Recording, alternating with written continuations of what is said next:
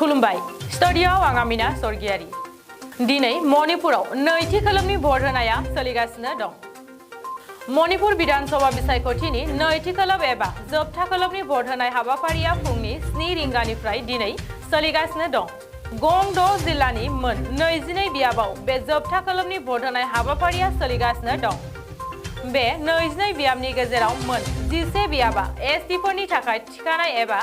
ST reserve होनना खौरां मोनदों लोगोसे दिनैनि बे 22 बियाबाव 92 सा बिजाथिफोरा बाहागो लादों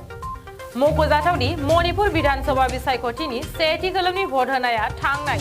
28 फेब्रुवारि खालि मोन 38 बियाबनि थाखाय जादोंमोन लोगोसे मणिपुर विधानसभा बिसायख'थिनि भटखौ 10 मार्चआव फोसावगोन होनना खौरां मोनदों